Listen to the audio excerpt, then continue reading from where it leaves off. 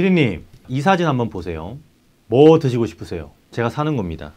정말요? 오른쪽? 당연히 오른쪽 거 먹고 싶겠죠? 이게 메뉴를 어떻게 플레이팅 하냐에 따라 좀 달라지는 거예요. 물론 같은 메뉴는 아니지만 왼쪽의 칼국수도 해물이 들어가 있다고 생각을 하시면 돼요. 안에. 근데 오른쪽은 그 해물이 밖에 나와 있죠. 색감도 뚜렷하고. 사람은 당연히 오른쪽의 국수에 시선이 갈 수밖에 없고 더 좋아 보이게 되는 거죠.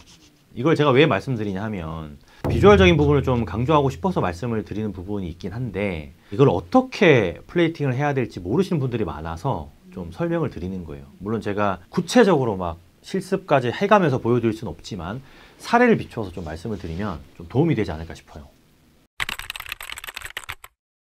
그게 카테고리가 있어요. 비주얼을 만들 때. 그 카테고리를 잘 파악을 못 하시는 분들이 많거든요. 예를 들면 넓게 펼치는 메뉴가 있을 거고요. 높게 쌓는 메뉴가 있을 거고요. 국물 안에 들어가 있는 메뉴가 있을 거고요. 그리고 아예 그냥 형식을 파괴해서 플레이팅을 해야 되는 메뉴도 있습니다. 그러니까 형식이 많다 보니까 이 카테고리를 안 나눠 놓으면 우리 메뉴는 펼치는 메뉴인가? 높여야 되는 메뉴인가? 약간 그런 고민들을 하게 되는 거죠. 아까 말씀드린 것 중에 이제 뭐 넓게 펼치는 메뉴 같은 경우는 한정식 집이나 보리밥집이나 이런 데 가면은 반찬들이 많이 나오고 이렇게 펼치잖아요. 근데 거기에 담겨 있는 어떤 식기의 종류에 따라서 사람들이 가치를 느끼느냐 느끼지 못하느냐가 있어요. 자, 예를 들면 지금 왼쪽에 있는 사진이랑 오른쪽에 있는 사진이랑 딱 보면 오른쪽에 있는 사진이 훨씬 더 가치가 있어 보입니다. 확실히 그러네요. 이게 이제 그 장원갑 대표님 강의에 나오는 이제 사례이긴 한데 이게 왜 그런가 하면 사람은 그냥 생물학적으로 조금 더 무거운 식기, 조금 더 고급스러워 보이는 식기, 뭐 놋그릇을 표방한 뭐 스텐 진공식기라든지 뭐 이런 거에 더 눈길이 가게 돼 있어요. 근데 보리밥 같은 경우는 펼쳐야 되는 메뉴잖아요. 서빙 하시는 분이 이거를 먹기 편하라고 예를 들자면 띄엄띄엄 나왔다고 볼게요. 그러면 사진을 찍는 사람이 이걸 다 모아가지고 사진을 잘 안 찍어요. 그냥 이렇게 찍게 되지. 그러면 듬성듬성 여백이 남죠. 그러면 안 예뻐 보여요. 그러면 이게 바이럴이 되려면 예쁘게 찍혀야 되는데 그것까지 생각하고 식기를 선택하고 밑반찬 놓을 때 위치도 선택하고 특별한 어떤 스페셜 음식이 있다면 그거는 특별한 식기를 사용해서 중간에 배치하는 그런 형태까지도 필요하다라는 거죠. 제가 얼마 전에 감동밥상이라는 생선구이 전문점을 갔다 왔는데 그 근처에 생선구이랑 같은 카테고리의 식당들이 있었어요. 근데 감동밥상은 생선구이도 팔고 그다음에 간장게장, 뭐 양념게장도 파는데 감동밥상이 다른 생선구이 집들에 비해서 다 비주얼이 좋더라고요. 그러니까 그릇 자체가 다 달라요. 다른 생선구이 집들은 다 멜라민 그릇이라고 해가지고 가볍고 쓰기 편한 그런 그릇들 다 썼는데 감동밥상은 실제 녹그릇은 아닌데 녹그릇 형태를 띤 거기에다가 음식을 되게 정갈하게 담으니까 사진 찍었을 때 엄청나게 예쁘게 나오는 거예요. 그러니까 근처에 있는 경쟁 매장들은 이미 차림새에서 질 수밖에 없는 거죠. 같은 생선인데도 불구하고. 그러니까 이게 흔히 이야기하는 이제 V2V, 비주얼 투 바이럴. 이게 이제 접목이 되는 거예요. 그리고 또 아까 제가 말씀드렸던 음식을 높이 쌓는 것도 똑같은 개념이에요. 그러니까 예를 들면 왼쪽에 있는 사진은 해장국이 평범한 해장국 사진이죠.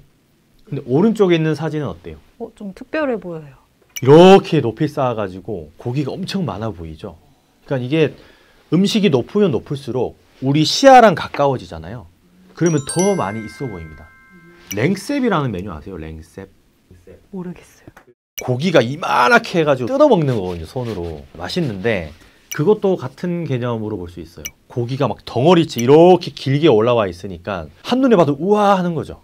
그리고 이제 뼈탑이라고 우리가 보통 부르는데 뼈를 이렇게 탑으로 쌓아주는 개념도 되고 그리고 우리가 술집 같은 데 가면 소주 먹을 때 해물탕 같은 거 시키잖아요. 근데 술집에 파는 해물탕이 100% 거의 다 냉동 이제 해물이기 때문에 별 볼 일 없는 그런 곳들이 많은데 술집에 있는 해물탕도 마찬가지예요. 그러니까 마지막에 다 끓이고 나서 숙주 담고 해물을 이렇게 걷어냈다가 숙주 위로 이렇게 옮기는 거예요. 그리고 나서 뭐 위에다가 빨간 고추도 썰어 넣고 위에다가 고명 같은 거 올리면 해물도 다 보이기 때문에 사람들이 봤을 때 와 할 수 있죠. 사진을 찍으면 예쁘게 나와야 되니까. 형식 파괴에도 제가 있다고 말씀을 드렸잖아요. 그건 어떤 건가 하면 이것도 장원갑 칼국수 대표님 강의에 나오는 내용이긴 한데 우리가 짜장면 같은 거 시키면 그냥 멜라민 그릇에 짜장면이 나오잖아요. 돌짜장 혹시 들어보셨어요? 네. 그거는 짜장면인데 지글지글 끓으면서 나오죠. 돌판이 데워져 있으니까. 그냥 짜장면이랑 돌짜장이랑 돌짜장이 더 비싸요. 하지만 사람들은 돌짜장을 먹죠. 짜장면 먹고 나서 그 돌판 위에다 또 밥도 비벼 먹고. 그러니까 프레임을 다르게 가져가서 새로운 메뉴로 형식을 파괴해 버리는 거죠. 비주얼 자체를, 플레이팅 자체를. 그리고 무지개 돈가스 보신 적 있으세요? 아니요. 치즈인데 무지개 색깔로 돈가스를 만들어 놓은 프랜차이즈 브랜드가 있어요. 오유미당이라고. 그 운영하시는 분도 이제 제가 세미나에서 뵀었는데 돈가스가 되게 예쁘게 나옵니다. 그래서 한때 되게 유행을 했었어요. 그런 것들이 바이럴의 시초가 되는 거죠. 그러니까 플레이팅을 어떻게 하고 아까 펼쳤을 때, 뭐 높였을 때, 그리고 뭐 식기를 바꿨을 때, 형식을 파괴했을 때, 육수 안에 있는 걸 끄집어냈을 때 제각기 다 다른 거기 때문에 이런 것들을 좀 차용을 하셔가지고 플레이팅에 신경을 써야만 이제는 좀 살아남을 수 있는 그런 시대가 됐거든요. 너무나 중요해졌다고 좀 볼 수 있겠죠. 확실히 비주얼이 이렇게 살아있는 듯이 보여야 사람들의 이목을 딱 집중할 수 있어서 이게 알아서 바이럴도 되는 그런 효과를 얻을 수 있는 거네요. 보기 좋은 떡이 먹기 좋다고 하잖아요. 근데 사람의 뇌가 생물학적으로 그렇게 반응을 할 수밖에 없어요. 맛있게 담긴 음식은 그냥 맛있겠다라고 생각하고 먹기 때문에 맛이 없을 수가 없죠. 근데 대충 담긴 거 보면 진짜 맛이 없거든요. 산으로 간 고등어라는 브랜드가 있는데 그 브랜드는 매장에 가면은 알타리무 있죠, 알타리무. 둥그렇게 이렇게 쌓아가지고 탑처럼 쫙 쌓아놨어요. 그 모습이 너무 예쁘게 생겼습니다.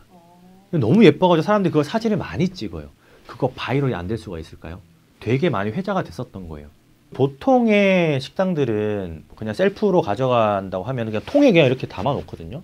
그러니까 그런 것들을 좀 많이 경험하시다 보면 아, 나는 우리 매장에 진짜 이렇게 비주얼이 뛰어난 그게 설령 밑반찬이 됐더라도 그런 게 없었구나 라는 걸 좀 알게 되겠죠. 건프로님 근데 네. 비주얼로 승부를 보려면 아무래도 원가율이 높아질 수밖에 없을 것 같은데요. 아니에요. 이게 우리가 착각하는 것 중에 하나인데 물론 비싼 재료를 쓰면 비주얼적으로 좋아질 수는 있겠죠. 사람들이 봐도 좀 비싼 재료가 들어가는 거니까 뭐 트러플 오일이 들어갔다, 우니가 들어갔다 하면은 알잖아요. 비싸다라는 걸. 근데 아까 제가 사례로 말씀드렸던 숙주 한 줌 넣고 그 위에 해물을 올리는 거는 숙주 그거 원가 200원도 안 할걸요? 숙주 한 박스 해봐야 얼마 하지도 않으니까. 그리고 알타리무 쌓는 것도 이렇게 쌓나 저렇게 쌓나 가격은 똑같은 거예요. 근데 이렇게 쌓았을 때 비주얼적으로 예쁘니까 사람들이 사진을 찍는 거고 돌짜장도 마찬가지죠. 돌판이 좀 비싸긴 하겠지만 근데 그만큼 비싸게 받잖아요. 가치를 높였으니까. 보리밥도 마찬가지죠. 한번 투자할 때 식기를 조금 더 좋은 걸 투자를 했으면 계속 좋은 비주얼로 나가는 거기 때문에 그게 원재료의 어떤 차이가 있는 건 아니죠. 근데 처음부터 좀 안 좋은 식기나 별 볼이 없는 식기를 쓰는 매장들을 보면 나중에 식기 바꾸기가 정말 쉽지 않습니다. 마음의 결단하기가 너무나 어려워요. 그거는 의탁자도 마찬가지고 뭐 매장의 조명도 마찬가지인데 처음에 우리가 막 창업할 때는 5천만 원, 1억 5천 들여서 창업을 하는데 그때는 이것저것 막 돈을 잘 쓰는데 막 매장을 운영하다 보면은 메뉴판 하나 바꾸는데 만약에 뭐 전체 다 바꾸는데 20만 원이야. 뭐 디자인비까지 해서. 그럼 이 20만 원 투자하기 정말 쉽지 않아요. 그래서 안 합니다. 그래서 처음부터 우리가 구성을 짤 때 비주얼적으로 좀 도움이 될 수 있는 것들에는 투자를 해야 도움이 되고 원재료랑은 엄청나게 큰 관련은 없다라고 좀 말씀을 드리고 싶어요.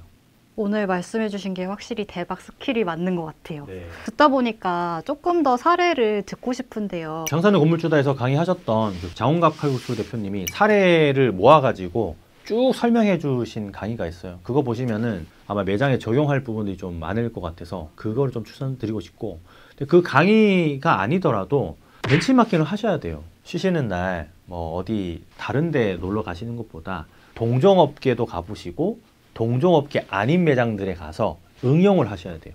돌짜장 같은 거는 한때 유행을 하면서 쫙 펼쳐진 거지만 만약에 돌짬뽕을 내가 만들었다고 칠게요. 돌짬뽕 어때요? 어감이 나쁘지 않죠? 만약에 그걸 내가 개발했어. 그럼 짬뽕은 대중적인 음식인데 돌짬뽕이라고 하면 무언가 조금 특별해 보이는 거잖아요. 그러니까 완전히 특별한 거는 안 팔립니다. 그래서 조금 비튼 거, 그래서 제가 돌짬뽕이라는 이제 예시를 들어드린 거고, 그렇다고 뭐 돌짬뽕 하면 다 팔린다 그런 느낌은 아니에요. 그러니까 이런 것들이 벤치마킹을 통해서 우리가 아이디어를 얻을 수 있는 거다 보니까 꼭 벤치마킹 하셔서 비주얼적으로 좀 투자를 하시는 그런 노력을 좀 하셨으면 좋겠어요. 프랜차이즈 브랜드들 홈페이지 있죠. 프랜차이즈 브랜드 홈페이지 가면 메뉴 사진을 엄청 깔끔하게 잘 찍어놨어요. 그러니까 사람들이 찍은 사진이랑 작가들이 찍은 사진이랑 되게 정형화되게 잘 찍어놨거든요. 그걸 보면은 아 이렇게 플레이팅 했구나 하고 눈에 더 잘 보입니다. 그러니까 각도가 잘 보이게끔 찍는 게 그들이 해야 되는 일이다 보니까 그렇게 찍어놨는데, 그래서 저는 프랜차이즈 홈페이지 들어가서 메뉴 사진들 많이 봐요. 그러면은 이렇게 플레이팅을 했네? 좀 신박하다. 이 메뉴는 양이 작은데 이렇게 플레이팅하니까 양이 엄청 많아 보이네? 신박하다. 약간 이런 느낌을 받는 거죠. 하나의 좀 예를 들어 드리자면 그 PF창이라는 브랜드가 있는데 거기 가면 제가 늘 먹는 메뉴가 있거든요. 창스 치킨 레터스 랩이라고 있는데 양배추랑 치킨을 싸먹는 거예요. 그리고 밑에는 약간 쌀국수 튀김 같은 게 있는데 되게 푸짐해 보입니다.